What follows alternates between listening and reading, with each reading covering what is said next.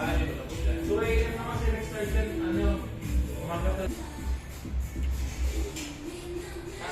hinahanap nila kasi yung sabi ng kahapon ng 7:30.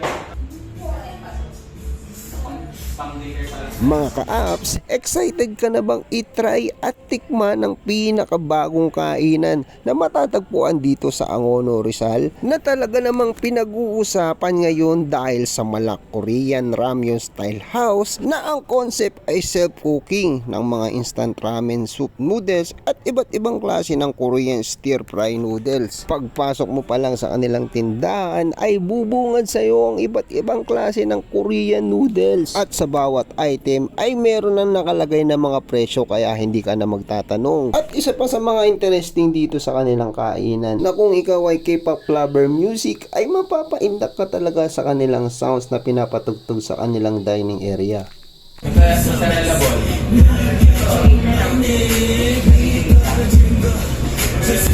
Tsaka nga pala, bukod sa noodles ay marami ding iba't ibang klase ng side dish and toppings na pwede mong pagpilian. Mula sa crab sticks, lobster's ball, tofu at golden cheese ball na sa bawat kagat ay may enjoy mo talaga yung lasa ng kanilang mga ramen. Ito nga pala ang Jajamyun, Korean Ramyun House na located sa Manila East Road, Barangay San Isidro, Angono, Rizal.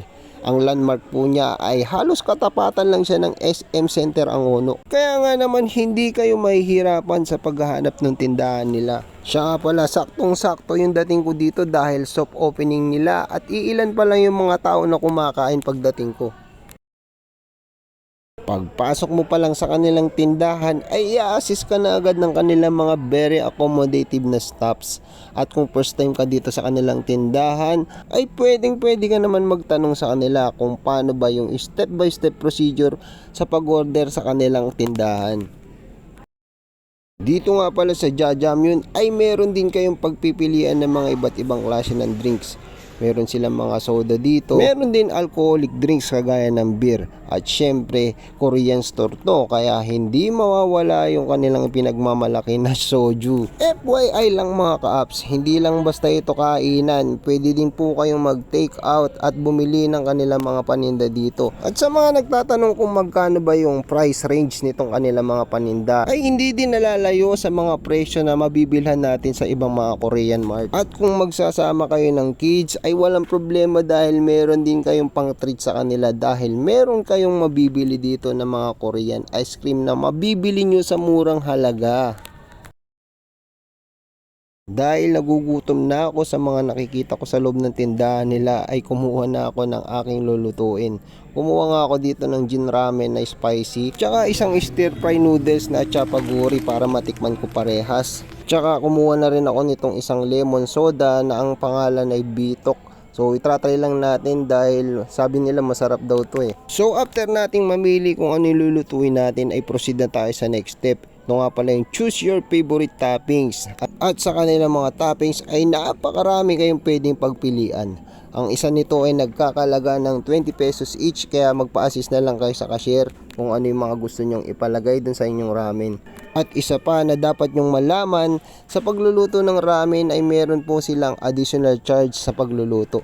So magbabayad lang po kayo ng 35 pesos kasama yung mga binili at ready to cook na. So kung may mga nauna po dun sa kanilang noodle cooking machine ay mag-aantay po kayo ng inyong turn mga tol. Sa mga pack po pala ng mga noodle soup ay may mga instruction po sa likod kaya basahin nyo na lang kung paano niluluto. At kung hindi nyo naman po alam yung paggamit ng kanilang machine ay magpa-assist po tayo dun sa kanilang mga stops. So dito sa gin ramen na spicy ay inilagay muna po ni ate yung noodles tapos ilalagay niya na yung mga ingredients dyan, yung powder tapos yung sauces tapos pipindutin niya yung number 1 at automatic na may babagsak na tubig dyan tapos after nun may lalabas na oras dun sa kanilang monitor kung ilang minuto nyo aantayin.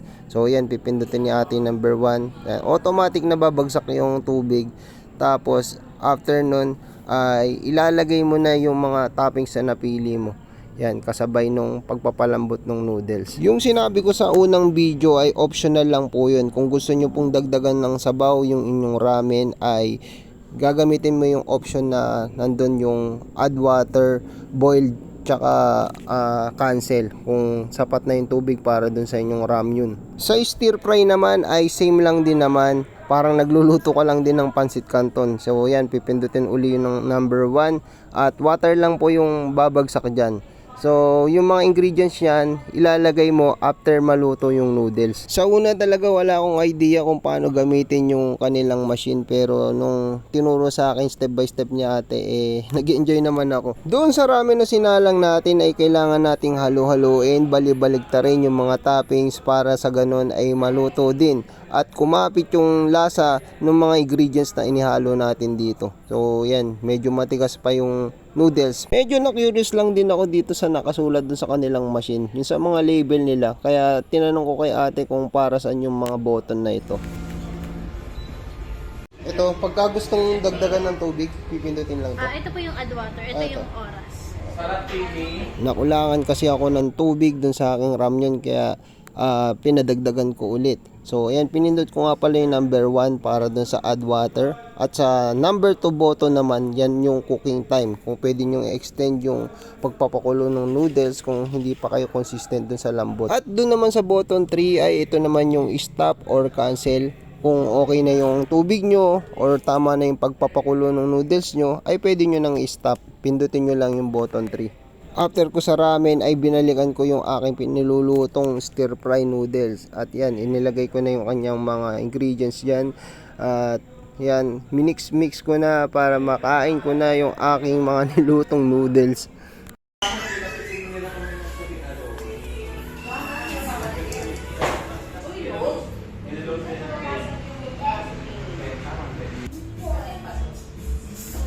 Pang-dinner pa lang siya na.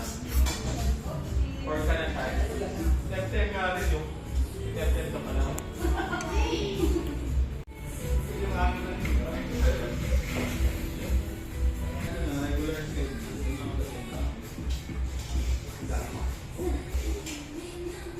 Ang hinahanap nila kasi yung sabi niya kahapon sa gabi na wala nang pumasok na. Mabayaran lang yung Mga ka-apps, maraming salamat po sa panonood at sana'y nabusog ko kayo ngayon sa aking video.